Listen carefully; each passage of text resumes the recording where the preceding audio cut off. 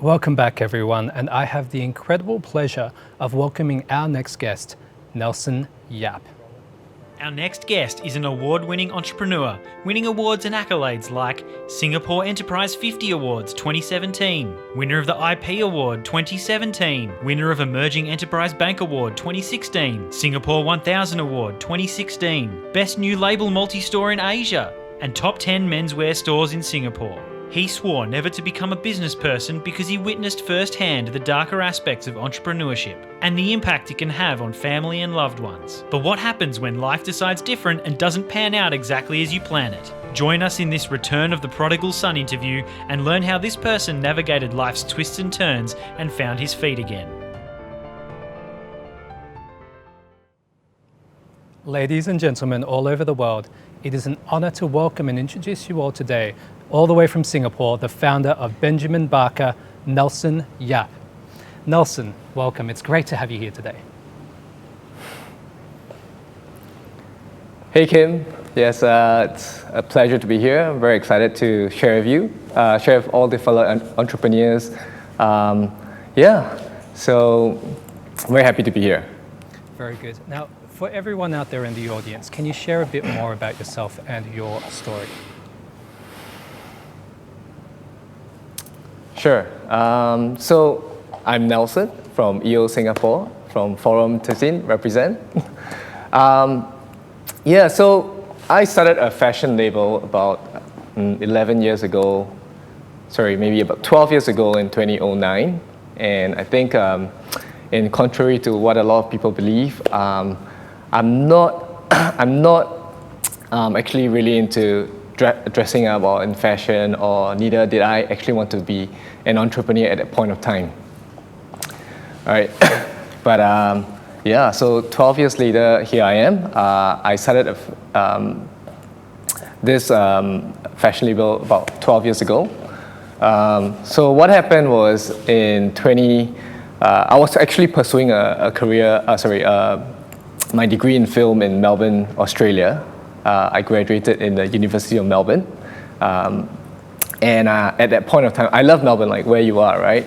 Like everything about it, the arts, the culture, the people, I think a lot of people say in Australia they dread the weather there, but I love it, like every single thing about it, like the 4 seasons, the gray clouds were heaven to me, So I love Melbourne, and I felt like I had my life set up for me in Australia.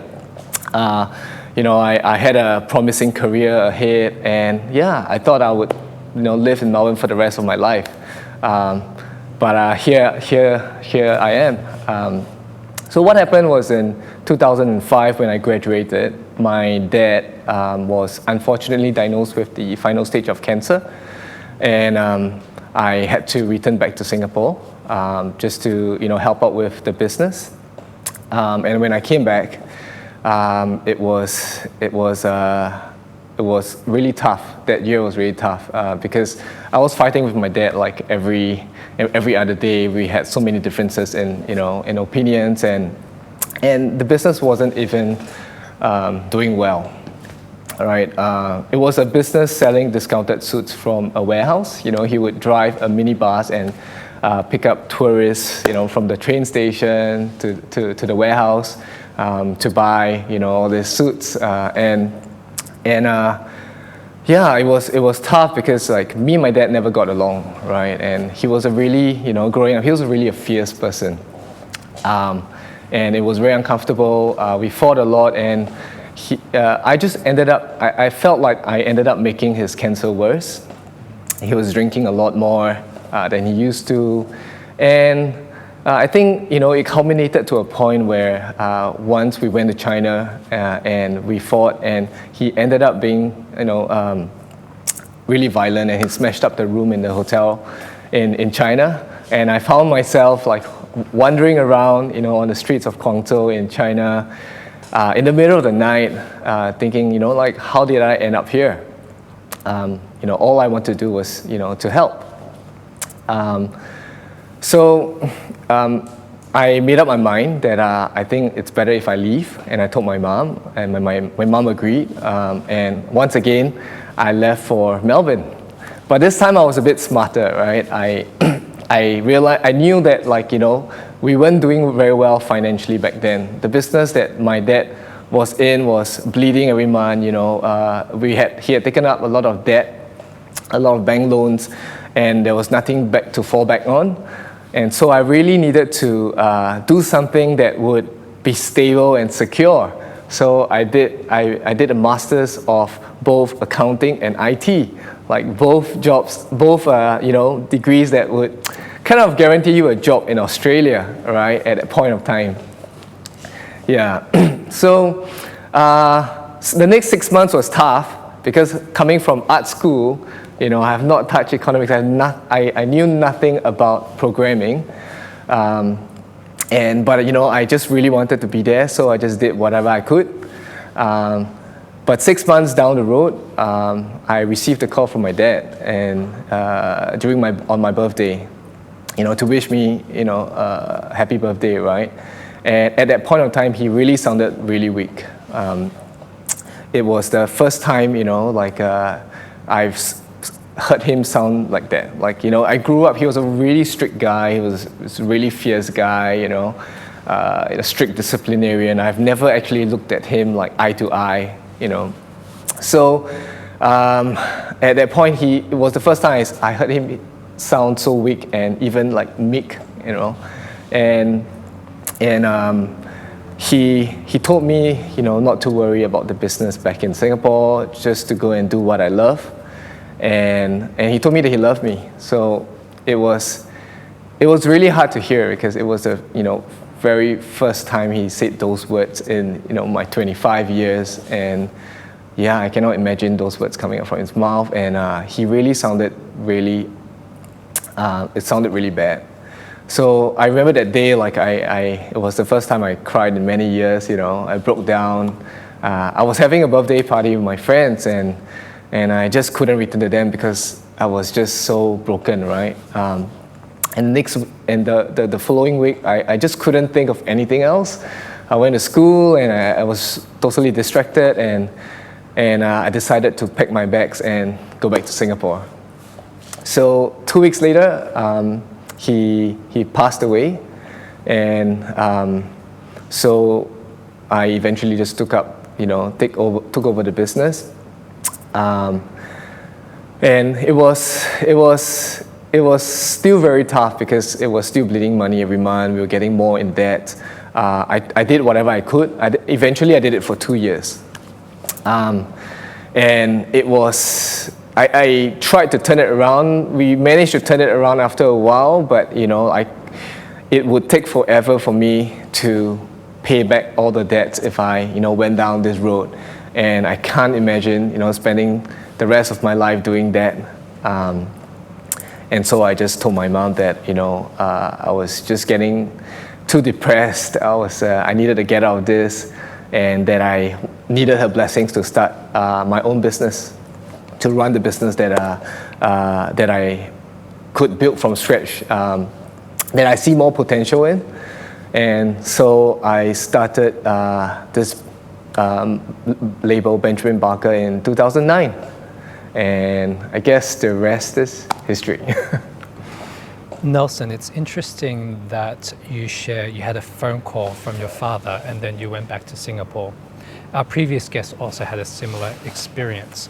Now, when you went back to Singapore, did you understand that your dad was in a not optimal healthy position?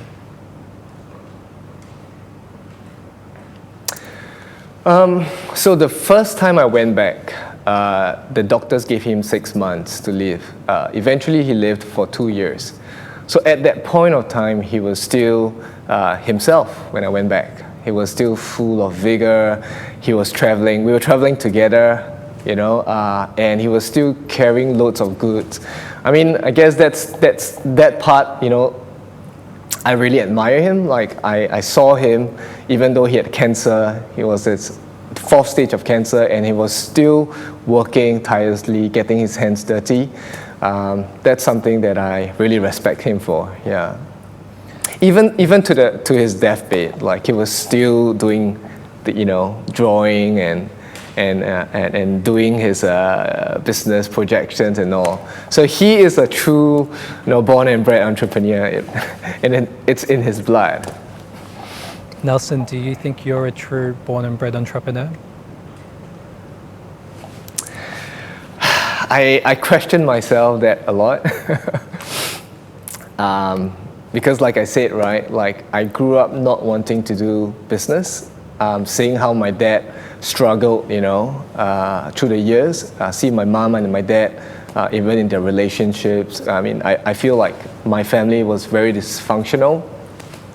And part of the reason why I wanted to go to Australia was that I wanted to get out, and live my own life.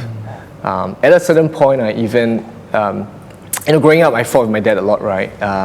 And at a certain point, he kicked me out of the house many times.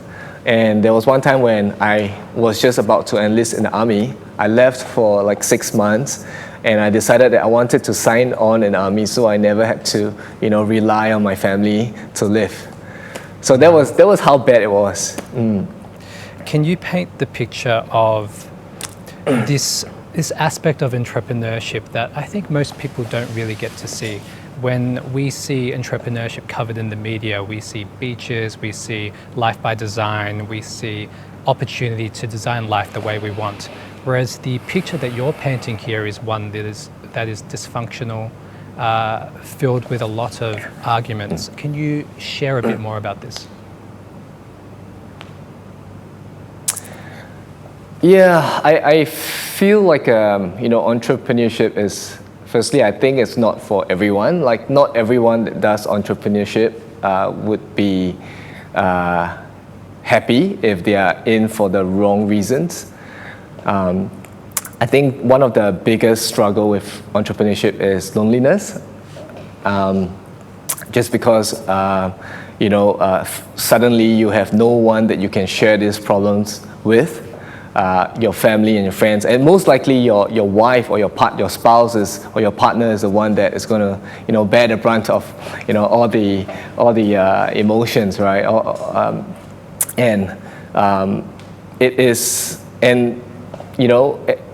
It comes to a point where you realize that your wife wouldn't be able to solve your problems. Like she, after I've been married for 10 years, hearing the same things over and over again, it's kind of like.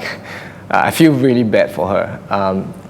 So I think, and also, at work, right, what I realized that as much as I try to cultivate a friendship with my, I call them my colleagues, right, my teammates, right, but they don't treat you the same, right?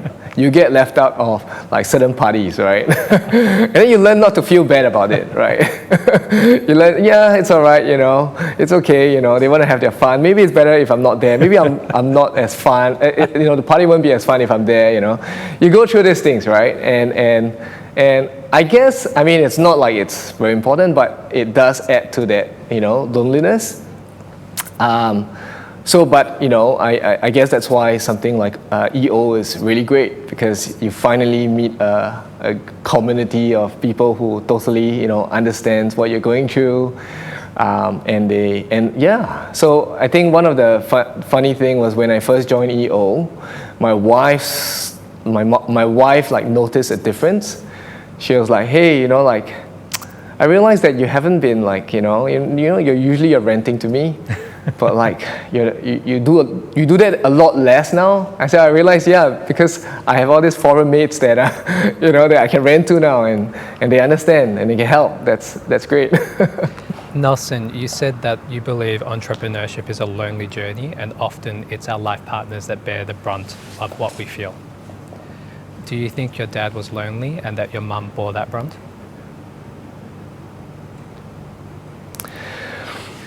Well, my dad was very passionate about his business. Like he is a business guy. Like even on his deathbed, when I went back on the second time and he had 2 weeks left, I saw him scribbling stuff on his notebook still, and when at that point I knew like he was in his element. So I felt like, you know, he had the passion, he was doing it, he was following his dreams. So even though he was, you know, not in the best of conditions, but he was fulfilled. Whereas for my mom, I felt like definitely, you know, their relationships was very strained.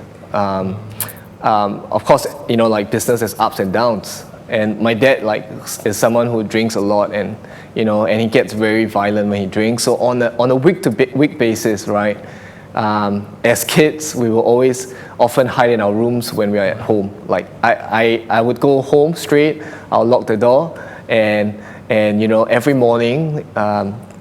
So not every morning, but like most mornings you hear shouting and smashing things, you know. And the funny thing, one funny thing is that my parents' room has no mirrors. It came to a point that my parents' room cannot have mirrors because my dad would smash it up every time they fought. Oh my goodness. So and yeah, it was. You would go home and you would lock the door. That was part of the reason why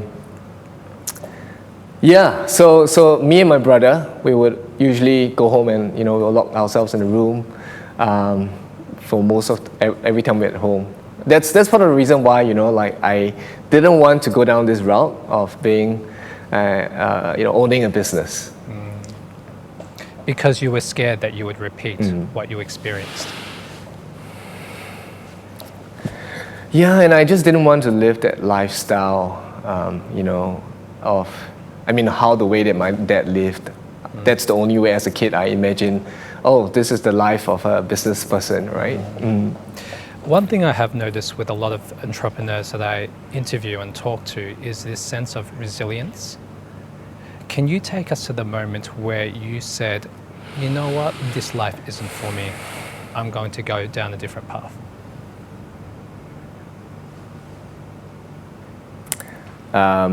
Every morning. I think, yeah, so my wife would definitely attest to that, right? Like every morning I'll wake up and ask, why am I doing this? You know, I want to give up, right?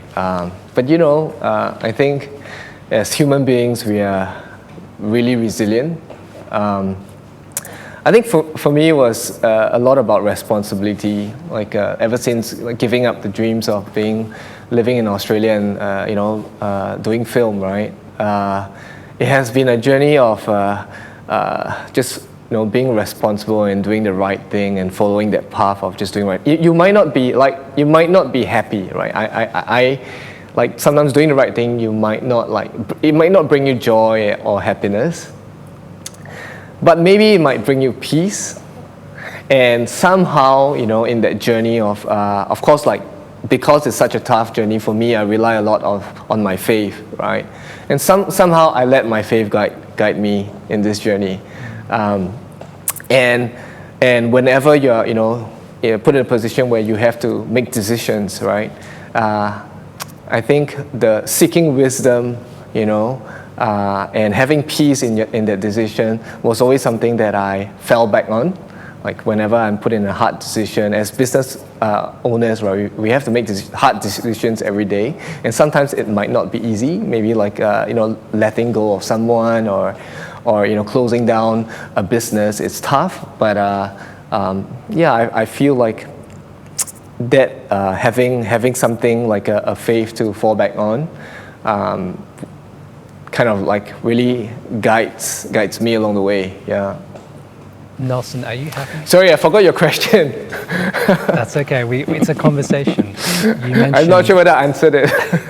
We'll get there. You said happiness and peace. So 2 quick questions for you. Are you happy? Well, that's a very difficult question to answer. I think I have peace. I'm still figuring out about happiness, right? Like I'm still figuring out all these things about fulfillment, and you know, as Mark was mentioning, about fulfillment or meaning or purpose or passion, you know. To be honest, I'm still figuring it out. Like, of course, you know, what's the point of being on earth if you're not happy, right? Or, but I think this journey has helped me to be really grateful and, appreciate a lot of things that in life, appreciating the things that matter more, especially this COVID situation. So I think I'm enjoying the journey of figuring it out. So, I'm going to take my time to find out more and learn about happiness. Yeah. You're enjoying the journey of figuring it out. And I think there is a lot of wisdom there, a lot of wisdom. So tell me, after going through everything that you've been through with your family and you've gone to Australia to pursue your passion of studying film, how do you go from that point to, I now run Benjamin Barker?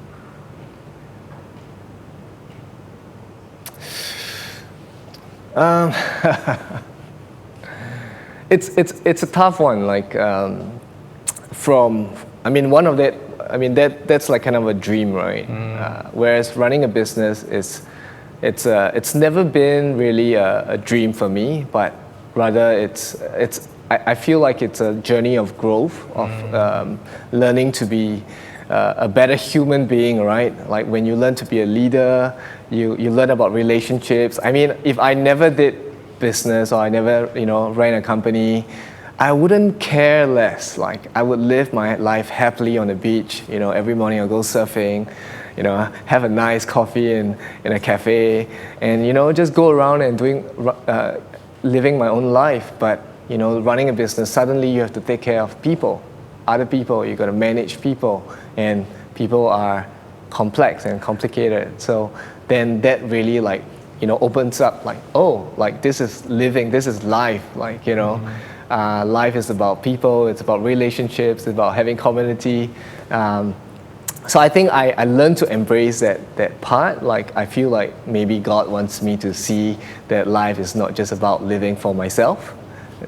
And maybe I was growing up in this family, in this background, right? It really made me, growing up, I always thought about myself, what I wanted for myself. But this journey of entrepreneurship, it's no longer just like pursuing what I want, but it's really helping others to grow and achieve what they want as well.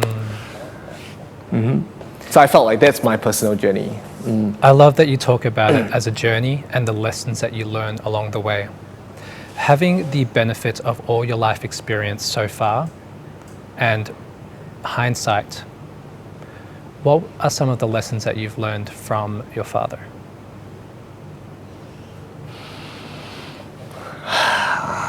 Hopefully I didn't learn a lot from my dad, because it's if there's anything, of course I should give him credit, right? Because one thing that I learned from him is that his grit and his tenacity, right? Like he really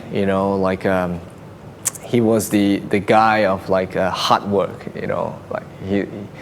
I've seen him getting his hands dirty, no matter if he's the boss, he's carrying stuff with his employees, he's always getting his hands dirty and being very hands-on, and I think that's something that I learned. But personally, I feel like one of the biggest lessons I've learned in this journey of entrepreneurship is the importance of self-awareness. I feel like it's important to know who you are, and so that you can manage yourself as an entrepreneur. I think that's really important, so that you can you are always constantly reflecting on using your strengths, and because every one of us are made differently, right? If you read a book about how to be a leader, or how to be an entrepreneur, those can only give us knowledge, right? And but I think something that we experience ourselves is knowing ourselves, how to manage ourselves, right? Our emotions, especially when we deal with problems or with people. How do we come across with them? And also, if you can manage yourself, you can manage others as well. So part of what we do in the company that I love to do is giving them. I go through a personal development journey in finding themselves. I find that it's very holistic. Like we also hire a behavioral coach for all our staff, just so that, because I think like self-growth, like starts from being self-aware. What you do, how you speak, how you communicate, how you carry yourself, affects the other person, or affects the people around you. So I think the first step of self-growth, of self-development, is from self-awareness. And I can see that, I can see the results of that. Like once people become self-aware, they know what to do, they can be themselves more, they become more confident, and they lead better lives, they make better decisions. It's really based around that idea that the business never really outpaces its leaders, does it? And Sorry, can you repeat that? It's really similar to the idea that the business never really outpaces the leaders. So it will never grow beyond the leadership.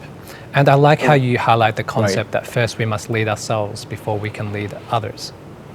I love that. So knowing everything that you do and everything that you've experienced, what lessons do you take with you when you run Benjamin Barker as a point of difference to how your father was as an entrepreneur?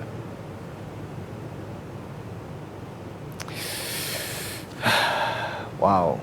The difference between my father and myself. I think the difference, okay, so maybe because when I ran the business, I probably have a different mission from him. Like for him, it's probably financial goals, right? Back in the previous generation, a lot of our parents' time, they are working.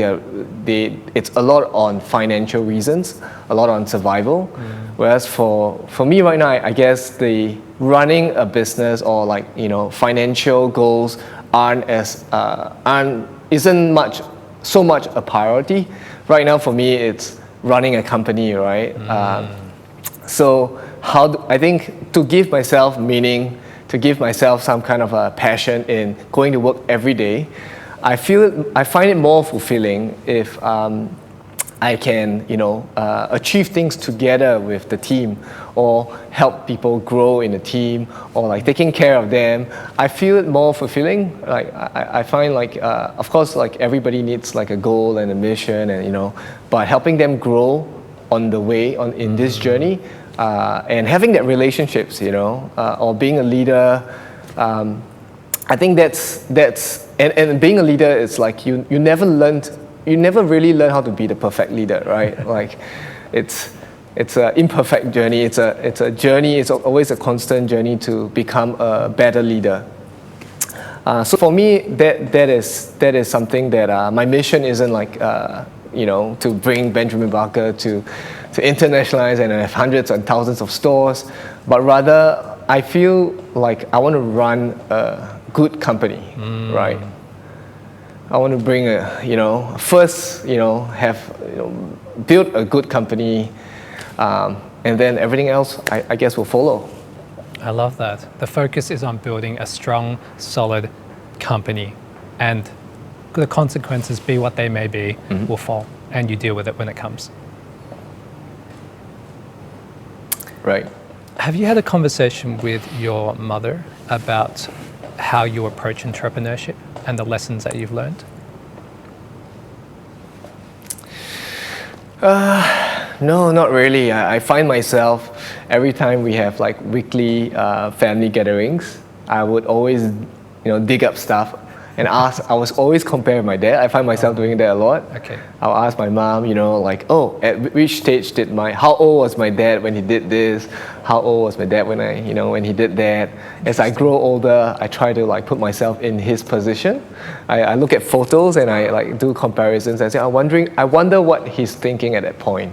Right. So, but I think in terms of, my mom is more of a supportive role when she was doing it with my dad. She's more of a passive character.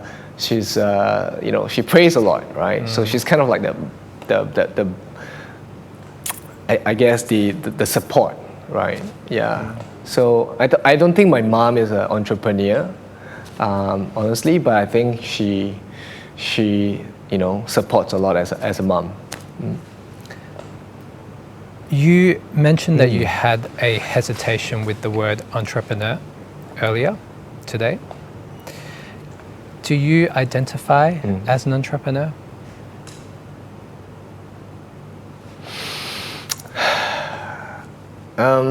Do I don't know. I feel like entrepreneur is a word just to generally describe people who start something and they go for it. Like they have a vision, they have a mission, and they just go for it. So anyone that does that, I feel like they are an entrepreneur, because entrepreneurship is a lot on having ideas and problem solving, and I feel like entrepreneur is one part of running a business. Right? You can run a business without being an entrepreneur. Interesting. So tell me, now that you are here, you focus so much on building Benjamin Barker, you focus on the culture of Benjamin Barker, you focus on coaching your team, looking after your team. What next?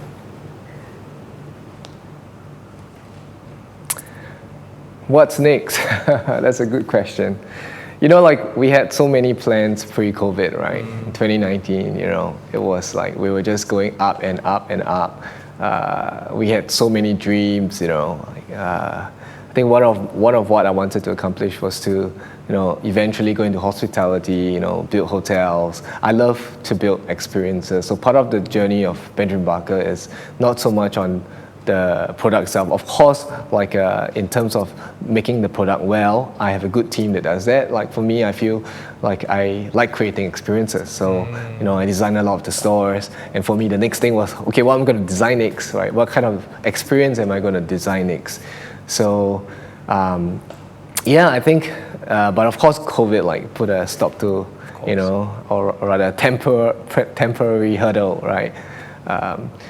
And right now, we're doing a lot of different things, that, kind of a way to pivot away, right? We're doing a lot of creating new ranges, creating new businesses as well during this time.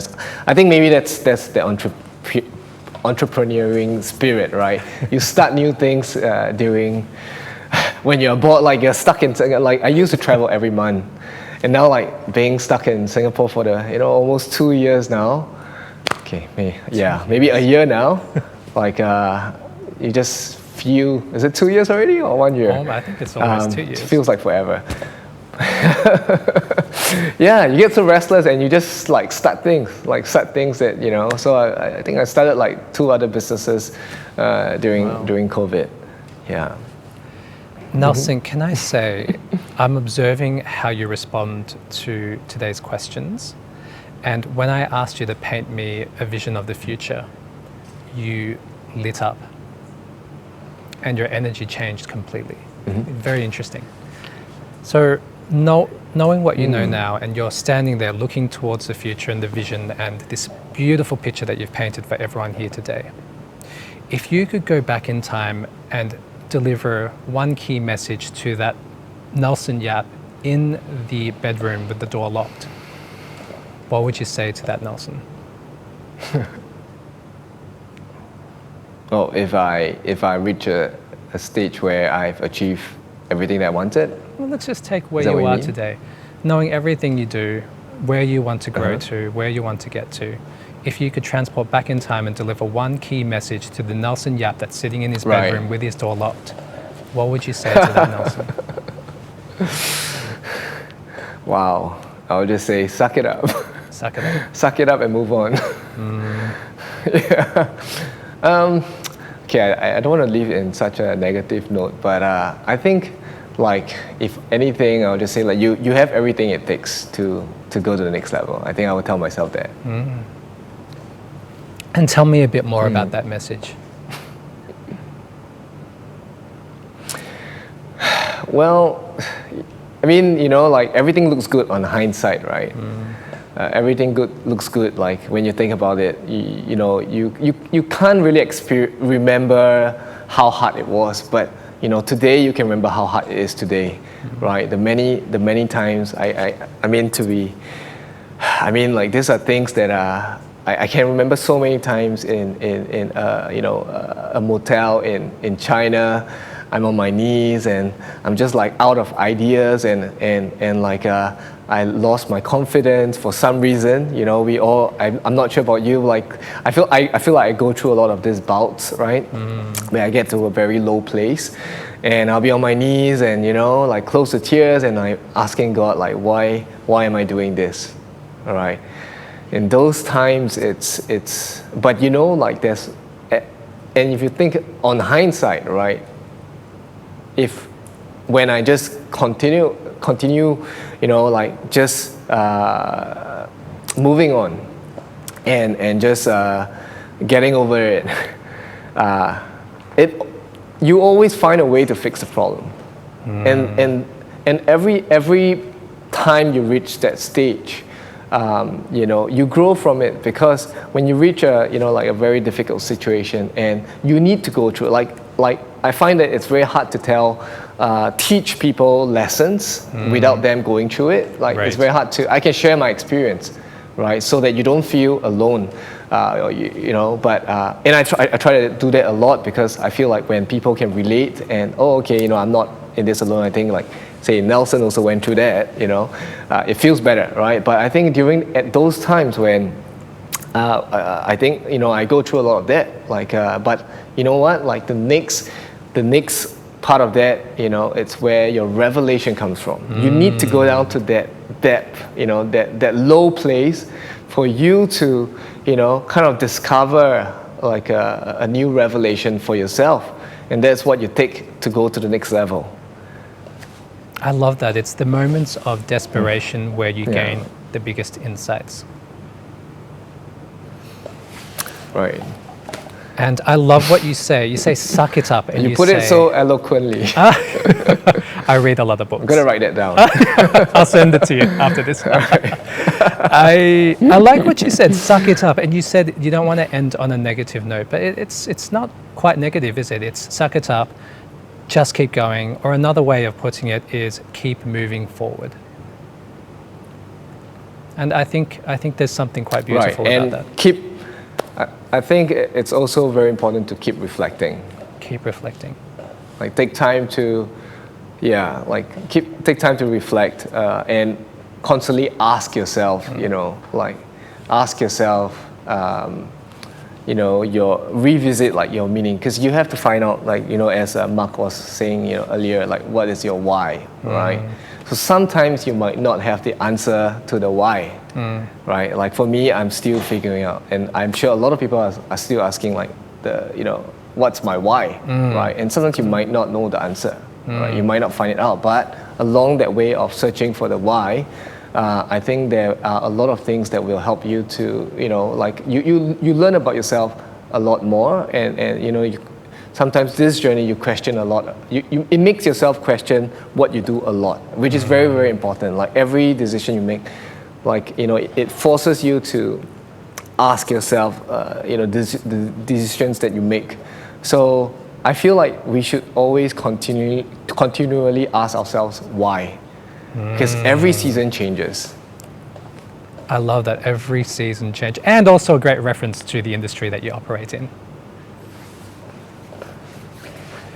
Right. Question.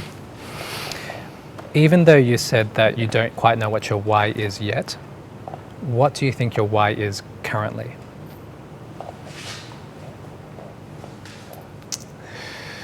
What is my why?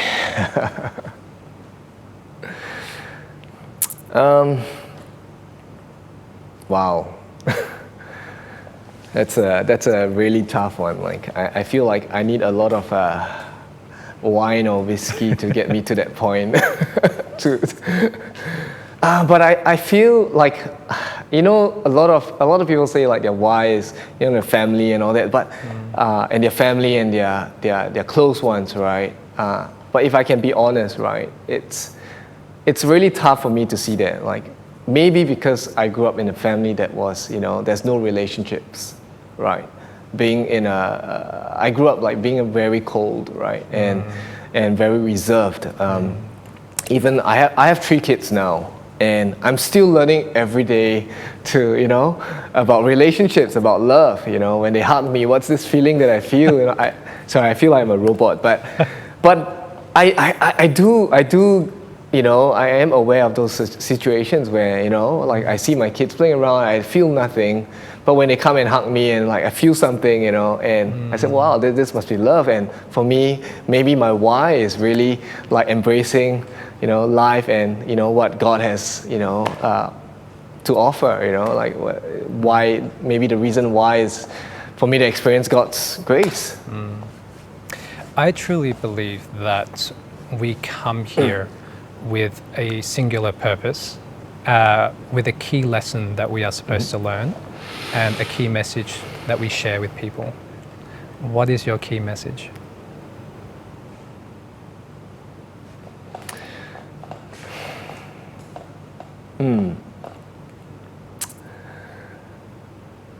What is my key message, right?